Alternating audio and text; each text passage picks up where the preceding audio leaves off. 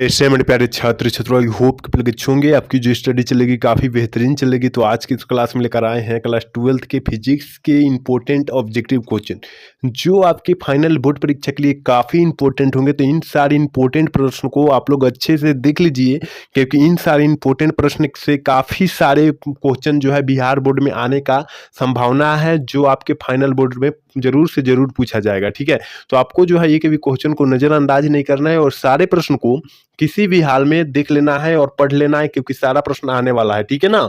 तो आप लोग अभी तक मेरे क्लास को लाइक नहीं किए हैं, चैनल को सब्सक्राइब नहीं किए, तो फटाफट कर लीजिए और हम अपने क्वेश्चन की तरफ बात करेंगे।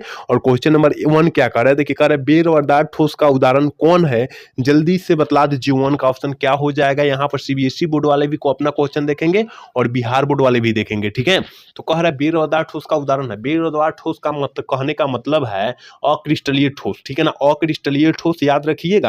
बेरद्वार का मतलब जो होता है अक्रिस्टलीय ठोस होता है, याद रखना है। तो यहाँ पर बेरद्वार कह रहा है। ठीक है ना, तो बेरद्वार ठोस यानी अक्रिस्टलीय का उदाहरण जो होता है, रबर होता है, प्लास्टिक होता है और कांच होता है। तो यहाँ पर क्या दिया है, रबर दिया है। तो ऑप्शन जो हो जाएगा हम लोग डी टिक कर देंगे। याद रखिएगा, हीरा और ग्रेफाइट जो होता है सहसंयोजक ठोस का उदाहरण होता है और ये आयनिक ठोस का उदाहरण होता है। आयनिक याद रखिएगा, ये आयनिक NaCl जो होता है आयनिक ठोस का उदाहरण होता है। याद रखिएगा आप लोग, NaCl जो नमक वो बोलते हैं हम लोग NaCl।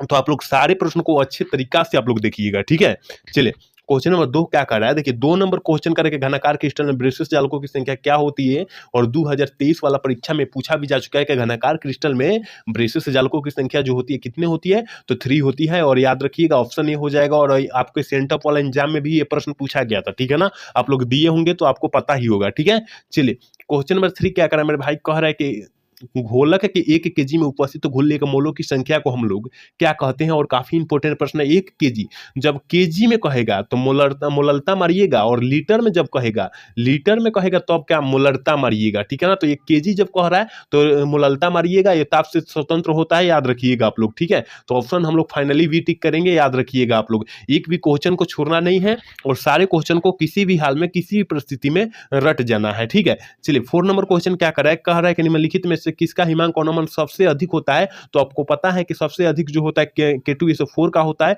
ऑप्शन जो हो जाएगा फाइनली ऑप्शन हम लोग ये टिक करेंगे। ठीक है, चलिए क्वेश्चन नंबर 5 क्या करे, कह रहा है कि सुक्रोज का सूत्र क्या होता है। सुक्रोज का सूत्र पूछा जा रहा है, तो याद रखिएगा 5 का जो ऑप्शन हो जाएगा वो क्या हो जाएगा, वही ना। तो 5 का ऑप्शन फाइनली ऑप्शन हम लोग वी टिक करेंगे। क्या C12H/SO11 होता है। ऑप्शन हम लोग वी टिक कर देंगे। याद रखिएगा। ठीक है, चलिए क्वेश्चन नंबर 6 क्या करें मेरे भाई, कह रहा है ना कि अमोनिया आर्द्र लाल लिटमस पत्र को किस रंग में बदल देता है। तो आपको पता है कि अमोनिया कह रहा है, और आंध्र लाल लिटमस को किस रंग में बदलेगा। तो याद रखिएगा 6 का ऑप्शन जो हो जाएगा ये हो जाएगा, क्योंकि नीला में बदल देगा। ऑप्शन ए हो जाएगा। यहाँ पर सीबीएसई बोर्ड वाले और बिहार बोर्ड वाले दोनों बच्चे अवेलेबल क्वेश्चन देखेंगे। ठीक है, चलिए क्वेश्चन नंबर 7 क्या करें कि मानव शरीर नहीं उत्पन्न करता है। मानव शरीर क्या उत्पन्न नहीं करता है, तो विटामिन जो है बाहर से हम लोगों को मिलती है। ठीक है, ऑप्शन जो हो जाएगा सी हो जाएगा। याद रखिएगा 7 का ऑप्शन सी हो जाएगा। ठीक है, 8 नंबर क्वेश्चन क्या कर रहा है कि जिस जीव के कारण रोग उत्पन्न होते हैं उसे हम लोग क्या कहते हैं। ये भी काफी इंपॉर्टेंट प्रश्न है। कह रहा है कि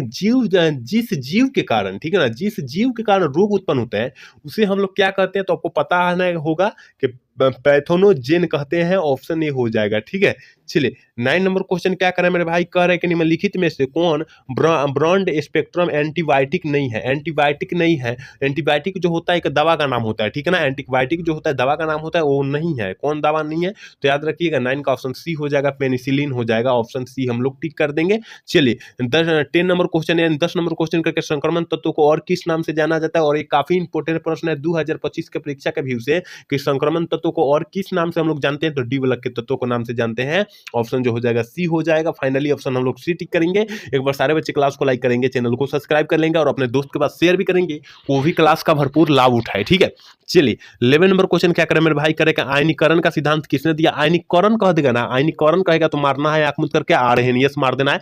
ऑप्शन बी हम लोग टिक कर देंगे। फाइनली याद रखिएगा आयनीकरण कहेगा तो आर्हेनियस आंख मूंद कर आपको टिक कर देना है। ठीक है, चलिए क्वेश्चन नंबर ट्वेल्व की तरफ बढ़ते हैं और 12 नंबर क्वेश्चन क्या है, निम्नलिखित में से कौन विलियन में विद्युत का संचालन करता है। कौन जो होता है विद्युत का संचालन करता है, तो याद रखिएगा 12 का ऑप्शन जो हम लोग टिक करेंगे ना, ये टिक करेंगे। क्या टिक करेंगे? ए टिक करेंगे, क्योंकि विद्युत अपघटन करता है। ऑप्शन जो हो जाएगा ए हो जाएगा। ठीक है, यहाँ पर अपना बिहार सीबीएसई बोर्ड वाले अपना क्वेश्चन यहाँ पर देख लेंगे। ठीक है, चलिए क्वेश्चन नंबर 13 यानी 13 नंबर क्वेश्चन का है कि एपोलो मिशन में प्रयुक्त सेल कौन सा है। एपोलो मिशन, आप लोग नया नाम सुन रहे होंगे, ठीक है ना, क्योंकि नया क्वेश्चन भी है। तो जल्दी से जो है 13 का ऑप्शन बदला दीजिए, क्या हो जाएगा, तो याद रखिएगा बेकॉन सेल है। ठीक है ना, बेकॉन सेल है, ऑप्शन डी हम लोग टिक कर देंगे। और नया नाम भी है और नया क्वेश्चन भी है। ठीक है, चलिए क्वेश्चन नंबर 14 यानी 14 नंबर क्वेश्चन का है कि एपोलो मिशन में प्रयुक्त फ्यूरी के सेल में प्रयुक्त ईंधन है। देखिए ये भी नया आपको क्वेश्चन है, एपोलोन मिशन में आपको दिया यहाँ पर। ठीक है, एपोलोन मिशन में तो कौन सा हम लोग यूज करते हैं, फ्यूज को, कौन सा फ्यूल को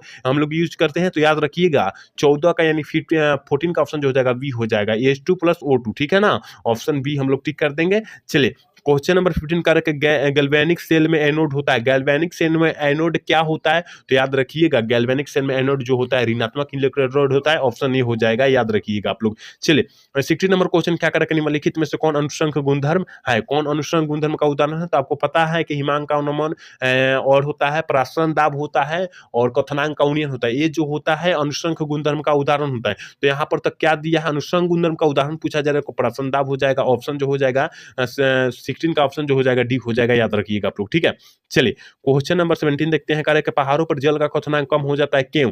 क्योंकि वहां पर देखिए, क्योंकि वहां पर वायुमंडलीय दाब जो होता है कम होता है। और फाइनली ये 2023 में पूछा भी जा चुका है प्रश्न। ठीक है ना, तो आप लोग अच्छे से ये प्रश्न को अच्छे से देखिएगा, अच्छे से याद कीजिएगा ये प्रश्न को। ठीक है, चलिए 18 नंबर क्वेश्चन क्या करें मेरे भाई, कह रहे हैं कि निम्नलिखित में से कौन कार्बोहाइड्रेट प्रकृति में प्रचुर मात्रा में पाई जाती है। प्रचुर मात्रा में कौन पृथ्वी में पाई जाती है, तो याद रखिएगा 18 का ऑप्शन जो हो जाएगा ना, ऑप्शन डी हो जाएगा, सेल्यूलोज पाया जाता है। ऑप्शन हम लोग फाइनली ऑप्शन डी टिक करेंगे, याद रखिएगा आप लोग। ठीक है, चलिए 19 नंबर क्वेश्चन करेगा ब्यूना एस, और ब्यूना एस का अर्थ जो होता है क्या होता है। ब्यूना एस का अर्थ क्या होता है, तो आपको पता है कि ब्यूना एस का अर्थ जो होता है वो होता है स्टाइरिन होता है। ठीक है, ऑप्शन जो हो जाएगा सी हो जाएगा। और एक क्वेश्चन आपको नया देखने के लिए मिल रहा होगा। ठीक है, चलिए क्वेश्चन नंबर 20 क्या करेगा, निम्नलिखित में से कौन योगशील बहुलक है। कौन जो होता है योगशील बहुलक होता है, और इनसे काफी सारे, इन चैप्टर से काफी सारे क्वेश्चन पूछे जाते हैं। तो एवन से क्या करता है, योगशील बहुलक। ठीक है ना, तो उच्च घनत्व वाले पॉलीथीन है। ऑप्शन जो हो जाएगा सी हो जाएगा। और काफी बच्चे यहाँ पर लाइलॉन 6 मारे रहेंगे तो गलत हो जाएगा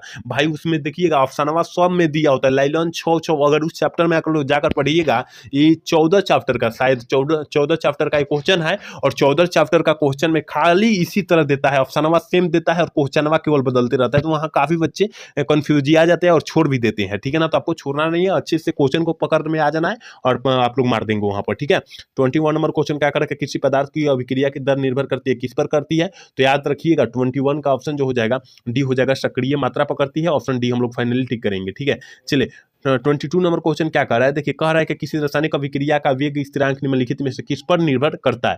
किस पर निर्भर करता है, तो ताप पर निर्भर करता है। याद रखिएगा ऑप्शन ए हो जाएगा। और बिहार बोर्ड में पूछा भी जा चुका है प्रश्न। ठीक है, तो आप लोग अच्छे से याद रखिएगा। चलिए क्वेश्चन नंबर 23 क्या कह रहा है कि किस कोटि की अभिक्रिया के लिए वेग तथा वेग स्थिरांक की इकाई समान होती है, तो याद रखिए शून्य कोटि की अभिक्रिया के लिए वेग तथा वेग स्थिरांक की इकाई जो होती है समान होती है। ऑप्शन जो हो जाएगा ए हो जाएगा। ठीक है, चलिए क्वेश्चन नंबर 24 क्या करें, प्रथम कोटि की अभिक्रिया के लिए टी 1/2 2 का मान क्या होता है, तो याद रखिएगा 0.693 बटा के होता है। ऑप्शन जो हो जाएगा क्या हो जाएगा, बी हो जाएगा। और थोड़ी सी ये क्वेश्चन पर ध्यान दीजिएगा, क्योंकि काफी बच्चा ए भी मार देंगे तो गलत हो जाएगा 24 का। ठीक है ना, 24 वाला क्वेश्चन थोड़ा ध्यान से देखिएगा, बी ऑप्शन होगा, याद रखिएगा। ठीक है, चलिए 25 नंबर क्वेश्चन कह रहा है कि किस यौगिक का अवशोषण चारकोल द्वारा सबसे अधिक होता है। चारकोल द्वारा सबसे अधिक जो होता है किसका होता है, तो याद रखिएगा अमोनिया का होता है। ठीक है ना, अमोनिया का होता है। ऑप्शन बी हम लोग टिक करेंगे। ठीक है, चलिए क्वेश्चन नंबर 26 का टिंडल प्रभाव पाया जाता है, और काफी इंपॉर्टेंट ये भी प्रश्न है कि टिंडल प्रभाव जो होता है किसमें पाया जाता है, तो याद रखिएगा सॉल में पाया जाता है। ठीक है, ऑप्शन सी हो जाएगा 26 का। एक बार सारे बच्चे क्लास को लाइक कर लेंगे, चैनल को सब्सक्राइब कर लेंगे, अपने दोस्त के पास शेयर भी कर लेंगे। करेंगे कि वो भी क्लास का भरपूर लाभ उठा ले। ठीक है, चलिए क्वेश्चन नंबर 27 क्या कर, दूध निम्नलिखित में से किसका उदाहरण होता है? तो इमल्सन का उदाहरण होता है। इमल्सन, तो इमल्सन कहाँ पर दिया है? तो ऑप्शन ए में दिया है। इमल्सन यानी पायस होता है। देखिए यहाँ पर इंग्लिश में अपना इमल्सन लिखा है, ऑप्शन ए हो जाएगा। फाइनली ऑप्शन हम लोग ए टिक करेंगे। चलिए 28 नंबर क्वेश्चन करें कि निम्नलिखित में से कौन सी दवा बुखार को कम करता है? कौन सी दवा जो होता है बुखार को कम करने में किया जाता है? तो 28 का जो ऑप्शन वा हो जाएगा वो हम लोग टिक करेंगे, सी टिक करेंगे। एंटीपायरोटिक दवा करेंगे, ऑप्शन सी हम लोग फाइनली टिक करेंगे। ठीक है, 29 नंबर क्वेश्चन करें कि पैरासीटामोल है। पैरासीटामोल क्या है? पैरासीटामोल जो होता है किस दवा को दूर करने में किया, किस बीमारी को दूर करने में किया जाता है? तो 29 का ऑप्शन जो हो जाएगा ये हो जाएगा, पिलहारी दवा। ठीक है, ऑप्शन ये हो जाएगा। चलिए क्वेश्चन नंबर 13 क्वेश्चन क्या करेंगे, दूध में मिलाने वाली प्रोटीन का उदाहरण होता है। दूध में मिलाने वाली प्रोटीन का जो उदाहरण होता है क्या होता है? तो याद रखिएगा 30 यानी 30 का ऑप्शन जो हो जाएगा ये हो जाएगा, केसिन है। ठीक है ना, केसिन जो मिलाया जाता है तो प्रोटीन उससे मिलता है। ठीक है, चलिए 31 नंबर क्वेश्चन का है कि हाइड्रोजीन एक दवा है जिसका उपयोग हम लोग निम्नलिखित में से किस इलाज में करते हैं? किस इलाज में करते हैं? तो याद रखिएगा 31 का ऑप्शन जो हो जाएगा डी हो जाएगा, ट्यूबर क्लोसिस में। ठीक है ना, ऑप्शन डी हो जाएगा, याद रखिएगा आप लोग। चलिए क्वेश्चन नंबर 32 क्या करें, निम्नलिखित में से कौन प्रतिअक्षीकारक है? प्रतिअक्षीकारक जो है कौन है? प्रतिअक्षीकारक का उदाहरण कौन है? जल्दी से बतला दीजिए क्या हो जाएगा? तो इनमें से सभी है, ऑप्शन डी हम लोग टिक करेंगे। ठीक है, चलिए क्वेश्चन नंबर 33 क्या करें मेरे भाई, कह रहे कि विटामिन सी है। विटामिन सी एक प्रकार का क्या है? तो आपको पता होनी चाहिए कि विटामिन सी जो है एस्कॉर्बिक अम्ल का उदाहरण कहा जाता है विटामिन सी को। ऑप्शन जो हो जाएगा ये ना हम लोग टिक करेंगे।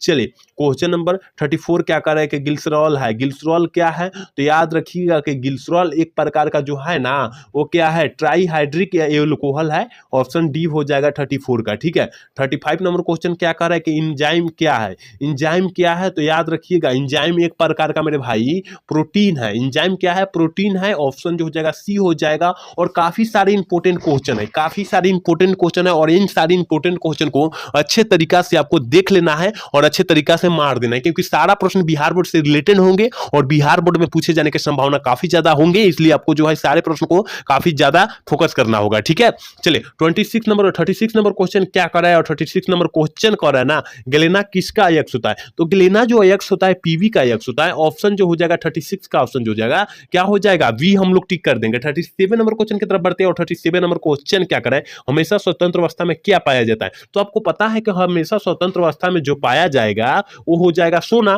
क्योंकि सोना जो होता है स्वतंत्र अवस्था में पाया जाता है। याद रखिएगा ऑप्शन ए हो जाएगा 37 का। 38 नंबर क्वेश्चन क्या करें मेरे भाई, 38 नंबर क्वेश्चन यहाँ है, कह रहा है कि निम्नलिखित में से कौन एल्युमिनियम का प्रमुख अयस्क है? एल्युमिनियम का अयस्क क्या होता है? तो आपको पता है मेरे भाई कि एल्युमिनियम का अयस्क जो होता है बॉक्साइट होता है। ऑप्शन जो हो जाएगा ये हो जाएगा। याद रखिएगा, इन सारे प्रश्न को याद रखिएगा, क्योंकि इन सारे प्रश्न परीक्षा में आने के काफी ज्यादा चांसेस है, इसलिए आपको इन सारे प्रश्नों को याद रखना अति आवश्यक है आपको। ठीक है, 39 नंबर क्वेश्चन देखिए ना क्या करें, लोहा का मुख्य ऑक्साइड क्या होता है? आपको पता होगा कि लोहा का अयस्क जो होता है सिडराइड भी होता है, हेमेटाइट भी होता है और क्या होता है, पाइराइट भी होता है। तो देखिए हेमाटाइट भी होता है, पाइराइट भी होता है, सिडराइट भी होता है। तो और यहाँ पर दिया है तो कहिएगा तो 100 ऑप्शन दे दिया है, तो भैया यहाँ पर मुख्य मतलब जो होता है विशेष एक नहीं होता है, विशेष उससे ज्यादा लगाव रखता है, उसी को हम लोग मुख्य मतलब क्लोज फ्रेंड आप लोग समझ ना लीजिए। क्लोज फ्रेंड मतलब पूरा दोस्ती। तो ये किससे दोस्ती सबसे ज्यादा रखता है लोहा? तो जल्दी से जो है 39 का ऑप्शन बतला दीजिए क्या हो जाएगा। तो देखिए हेमेटाइट से ज्यादा लगाव रखता है, तो मुख्य पूछेगा तो क्या मारिएगा, हेमेटाइट मारिएगा। लेकिन लोहा पूछेगा कि लोहा का अयस्क है तो सिडराइड मरना है, हेमेटाइट मरना है, पाइराइट भी मरना है। याद रखिएगा आप लोग। ठीक है ना, तो ये तो बॉक्साइट जो है एल्युमिनियम का अयस्क है, ये भी याद रखिएगा आप लोग, है ना। चलिए 40 नंबर क्वेश्चन क्या करें कि श्रृंखला का गुण सबसे ज्यादा होता है। श्रृंखला का गुण सबसे ज्यादा किसमें होता है? तो याद रखिएगा 40 का ऑप्शन जो हो जाएगा बी हो जाएगा। ठीक है, चलिए 41 नंबर क्वेश्चन की तरफ बढ़ते हैं कि अनुचुंबकत्व प्रदर्शित करने वाला पदार्थ कौन है? तो याद रखिएगा 41 का ऑप्शन जो हो जाएगा बी हो जाएगा। O2 जो होता है अनुचुंबकत्व पदार्थ का उदाहरण है, सीधा ये याद रखिए आप लोग। ठीक है, चलिए 42 नंबर क्वेश्चन क्या करें कि निम्नलिखित में से कौन सी गैस जल पर एकत्रित नहीं की जा सकती? कौन सी गैस जो है जल पर एकत्रित उसे हम लोग नहीं कर सकते हैं? तो 42 का ऑप्शन क्या हो जाएगा? ऑप्शन सी हो जाएगा SO2 सल्फर डाइऑक्साइड को हम लोग जल पर एकत्रित नहीं कर सकते हैं। ऑप्शन जो हो जाएगा सी हम लोग फाइनली टिक करेंगे। याद रखिएगा, एक बार सारे बच्चे क्लास को लाइक करेंगे, चैनल को सब्सक्राइब कर लेंगे, अपने दोस्त के पास शेयर भी करेंगे कि क्लास का भरपूर लाभ वो भी उठाए। ठीक है, चलिए 43 नंबर क्वेश्चन क्या कर रहा है मेरे भाई, करे कि हीलियम का मुख्य स्रोत क्या होता है। हीलियम का मुख्य स्रोत पूछा जा रहा है तो याद रखिएगा मोनाजाइट होता है, ऑप्शन सी हो जाएगा। और फाइनल 2024 वाला पेपर में ये प्रश्न पूछा भी जा चुका है कि हीलियम का मुख्य स्रोत जो होता है क्या होता है, मोनाजाइट होता है। याद रखिएगा 43 का ऑप्शन सी हम लोग टिक करेंगे, याद रखिएगा आप लोग, ठीक है। 44 नंबर क्वेश्चन करके प्रथम संक्रमण श्रेणी के उच्चतम ऑक्सीकरण अवस्था प्रदर्शित करने वाला तत्व जो है कौन है। उच्चतम कह रहा है, देखिए उच्चतम या मतलब अधिक, उच्च मतलब क्या होता है, अधिक होता है, तो अधिक मतलब कौन करता है, तो याद रखिएगा 44 का ऑप्शन जो हो जाएगा डी हो जाएगा। मैग्नीज करता है, ऑप्शन डी हो जाएगा, ठीक है ना। मैग्नीशियम मत मारिएगा नहीं तो गलत हो जाएगा, मैग्नीज करता है, ठीक है। चलिए क्वेश्चन नंबर 45 क्या करेंगे, फोटोग्राफिक फिल्म प्लेट में आवश्यक घटक कौन है, में आवश्यक घटक कौन है, तो याद रखिएगा 45 का ऑप्शन जो हो जाएगा क्या हम लोग टिक करेंगे, सिल्वर ब्रोमाइड करेंगे, ठीक है ना। और सिल्वर ब्रोमाइड का सूत्र क्या होता है, जल्दी से आप लोग कमेंट करके बतलाइए मेरे भाई क्या होता है, तो AgVr होता है। सिल्वर ब्रोमाइड का सूत्र जो होता है AgVr होता है, याद रखिएगा आप लोग, ठीक है। चलिए क्वेश्चन नंबर 46 क्या करें, पृथ्वी की परत में सबसे अधिक मात्रा में पाए जाने वाला धातु कौन है, जाने वाला धातु मतलब पृथ्वी पर सबसे अधिक पाए जाने वाला धातु पूछा जा रहा है, तो याद रखिएगा 46 का ऑप्शन जो हो जाएगा ये हो जाएगा एल्युमिनियम, जो होता है पृथ्वी के सबसे अधिक मात्रा में पाए जाने वाला क्या है, धातु है, याद रखिएगा आप लोग, ठीक है। चलिए 47 नंबर क्वेश्चन कर रहे हैं, विटामिन B12 में उपस्थित रहता है। विटामिन B12 में क्या उपस्थित रहता है, तो आपको पता है मेरे भाई कि विटामिन B12 में जो होता है CO उपस्थित रहता है। CO यानी कोबाल्ट होता है, CO मतलब, ठीक है। ऑप्शन ए फाइनली टिक करेंगे, याद रखिएगा। चलिए 48 नंबर क्वेश्चन करके सामान्य यौगिक के लिए सबसे पहला महत्वपूर्ण सिद्धांत किसने दिया था, सामान्य यौगिक के लिए, और ये 2025 के परीक्षा के व्यू से काफी इंपॉर्टेंट है कि सामान्य यौगिक के लिए सबसे पहला महत्वपूर्ण सिद्धांत किसने दिया था, तो याद रखिएगा वर्णन ने दिया, वर्णन साहब ने दिया था। ऑप्शन सी फाइनली टिक करेंगे हम लोग 48 का, ठीक है। चलिए 49 नंबर क्वेश्चन क्या है, एल्कील हैलाइड का उपयोग निम्नलिखित में से किसके लिए होता है। एल्कील हैलाइड का उपयोग निम्नलिखित में से किसके लिए होता है, तो याद रखिएगा 49 का ऑप्शन जो हो जाएगा डी हो जाएगा। इनमें से सभी के लिए हम लोग करते हैं मेरे भाई, इनमें से सभी के लिए करते हैं, ऑप्शन डी हम लोग टिक करेंगे, याद रखिएगा आप लोग। चलिए 50 नंबर क्वेश्चन क्या है, निम्नलिखित में से कौन सर्वाधिक अम्लीय है, कौन जो है सर्वाधिक अम्लीय का उदाहरण होता है, तो याद रखना है 50 का ऑप्शन जो हो जाएगा सी हो जाएगा एम क्लोरोफिनॉल, या क्या होता है टी क्लोरोफिनॉल भी हो सकता है यहाँ पर, ठीक है। तो आप लोग अच्छे से याद रखिएगा। चलिए क्वेश्चन नंबर 51 क्या कह रहा है कि मोनोहाइड्रिक एल्कोहल का सामान्य शुद्ध जो होता है क्या होता है, मोनोहाइड्रिक एल्कोहल पूछा जा रहा है, ठीक है ना। तो 51 का ऑप्शन जो हो जाएगा ये हम लोग टिक करेंगे, क्या टिक करेंगे, ये टिक करेंगे, याद रखिएगा आप लोग। एक भी क्वेश्चन को छोड़ने का प्रयास मत कीजिएगा और सारे क्वेश्चन को किसी भी हाल में किसी भी परिस्थिति में पढ़ने का प्रयास कीजिएगा आप लोग, ठीक है ना, देखने का प्रयास कीजिएगा आप लोग। चलिए 52 नंबर क्वेश्चन क्या, आईपीएसी प्रणाली में एक एसीटोन का नाम क्या होता है, आईयूपीएसी प्रणाली में पूछा जा रहा है, याद रखिएगा। तो 52 का ऑप्शन जो हो जाएगा क्या हो जाएगा, सी हो जाएगा। प्रणाली में एसीटोन का पूछा जा रहा है, एसीटोन प्रोपेनोन, याद रखिएगा आप लोग, ठीक है। चलिए 53 नंबर क्वेश्चन करके एनकेनॉल का सामान्य सूत्र जो होता है क्या होता है, तो 53 का ऑप्शन जो हो जाएगा वो वी हो जाएगा, CnH2n होता है, याद रखिएगा। ऑप्शन 53 का ऑप्शन हम लोग वी टिक करेंगे, याद रखना है, ठीक है। 54 नंबर क्वेश्चन क्या करेगा, कीटोन का क्रियाशील मूलक यहाँ पूछा जा रहा है मेरे भाई। देखिए कीटोन का क्रियाशील मूलक पूछा जा रहा है, जल्दी से जो है 54 का ऑप्शन बतला दीजिए क्या हो जाएगा, तो याद रखिएगा कीटोन का ये होता है, ठीक है। और ये जो होता है किसका होता है, एल्डिहाइड का होता है, एल्डिहाइड का होता है। और ये जो होता है एल्कोहल का होता है, एल्कोहल, ठीक है ना, एल्कोहल का होता है, याद रखिएगा आप लोग, ठीक है। और ये जो होता है कार्बोक्सिलिक अम्ल का होता है, कार्बोक्सिलिक अम्ल का उदाहरण होता है, ये क्या होता है, क्रियाशील मूलक होता है। तो यहाँ पर हम चारों का बतला दिए, आप लोग अच्छे से आप लोग याद रख लीजिएगा, ठीक है। चलिए 55 नंबर क्वेश्चन करके निम्नलिखित में से कौन ईथर का क्रियाशील मूलक है, ईथर का पूछा जा रहा है, तो याद रखिएगा 55 का ऑप्शन जो हो जाएगा सी हो जाएगा, COOR, ये हम अभी नहीं बतलाए लेकिन अभी बतला दिए, याद रखिएगा आप लोग, सी हो जाएगा ऑप्शन, ठीक है। चलिए 56 नंबर क्वेश्चन करके CH3COOH का आईपीएसी नाम क्या होता है, तो याद रखिएगा 56 का ऑप्शन जो हो जाएगा बी हो जाएगा, एथेनोइक अम्ल, ठीक है ना। एथेनोइक अम्ल चींटी के काटने में जो विष जैसा होता है ना, विष विषाता है, तो यही काटता है और यही अम्ल जो है हमारे अंदर जाता है, तब विष विषाता है, वहां फूल जाता है, ठीक है ना। तो आप लोग याद रखिएगा आप लोग इस क्वेश्चन को। चलिए क्वेश्चन नंबर 57 क्या कह रहा है कि संतृप्त मोनोकार्बोक्सिलिक अम्ल का सामान्य सूत्र क्या होता है, तो 57 का ऑप्शन जो हो जाएगा हम लोग सी टिक करेंगे, ठीक है। चलिए 58 नंबर का क्वेश्चन क्या करे कि एसिटामाइड होता है, एसिटामाइड क्या होता है, तो याद रखिएगा 58 का ऑप्शन जो हो जाएगा हम लोग सी टिक करेंगे, क्योंकि वैधर्मी ना होता है, काफी बार क्लास में हम चर्चा भी कर चुके हैं, तो आप लोग याद रखिएगा, ठीक है। चलिए क्वेश्चन नंबर 59 का करें सेकेंडरी एमीन का क्रियाशील मूलक क्या होता है, सेकेंडरी का पूछा जा रहा है। सेकेंडरी मतलब क्या होता है, द्वितीय, और द्वितीय के क्रियाशील मूलक क्या हो जाएगा, तो याद रखिएगा 59 का ऑप्शन जो हो जाएगा ये हो जाएगा। और देखिए ये जो होता है प्रथम का होता है, ठीक है ना, प्रथम का क्रियाशील मूलक होता है, याद रखिएगा आप लोग, ठीक है। चलिए क्वेश्चन नंबर 60 क्या करें, यानी 60 नंबर क्वेश्चन करके कार्बोहाइड्रेट जो जलावंशित होकर 3 से लेकर 10 मोनोसेकेराइड इकाई प्रदान करते हैं उससे हम लोग क्या कहते हैं, तो याद रखिएगा वो किलो सेकेराइड कहते हैं, ऑप्शन सी हो जाएगा। और अब की बार लगता है केमिस्ट्री का काफी हार्ड क्वेश्चन होने वाला है, ठीक है ना, केमिस्ट्री का काफी हार्ड क्वेश्चन होने वाला है, तो आप लोग अच्छे से सारे क्वेश्चन को देख लीजिएगा, क्योंकि अब की बार पूछे जाने का काफी ज्यादा हार्ड क्वेश्चन पूछे जाने का काफी ज्यादा संभावना है, ठीक है। तो आप लोग अच्छे से डिजाइन कर लीजिएगा क्वेश्चन को। चलिए क्वेश्चन नंबर 61 क्या करेगा, प्रोटीन की हेलिकल संरचना निम्नलिखित में से किसके द्वारा अस्थायी होता है, तो याद रखिएगा 61 का ऑप्शन जो हो जाएगा वो डी हो जाएगा, हाइड्रोजन बंधन द्वारा अस्थायी करता है, याद रखिएगा आप लोग, ठीक है।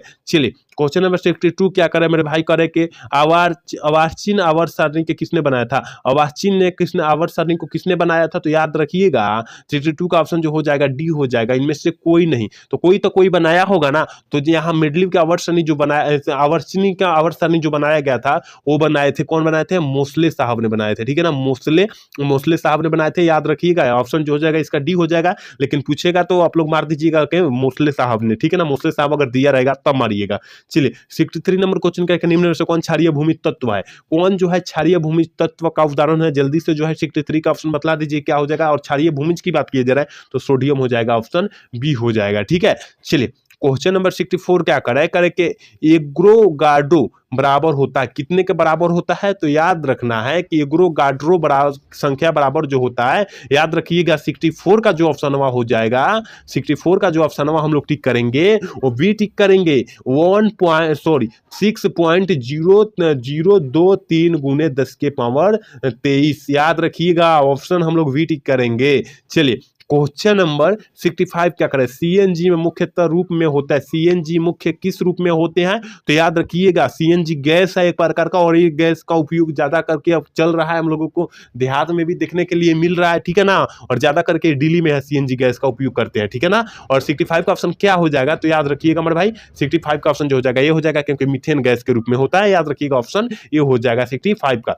चलिए 66 नंबर क्वेश्चन का बिना बुझा चूना को जब जल में डाला जाता है तो अभिक्रिया होती है, किससे अभिक्रिया होती है, कैसी अभिक्रिया होती है वो, तो याद रखिएगा 66 का ऑप्शन जो हो जाएगा ये हो जाएगा उष्माक्षेपी अभिक्रिया का उदाहरण है, ऑप्शन ये हो जाएगा, ठीक है। चलिए 67 नंबर क्वेश्चन की तरफ बढ़ते हैं, करके KMnO4 में एमएन की ऑक्सीकरण अवस्था पूछा जा रहा है, KMnO4 में ऑक्सीजन के एमएन की ऑक्सीकरण अवस्था पूछा जा रहा है, तो याद रखिएगा 67 का ऑप्शन जो हो जाएगा ये हो जाएगा +2 होता है, ऑप्शन हम लोग ए टिक करेंगे, ठीक है।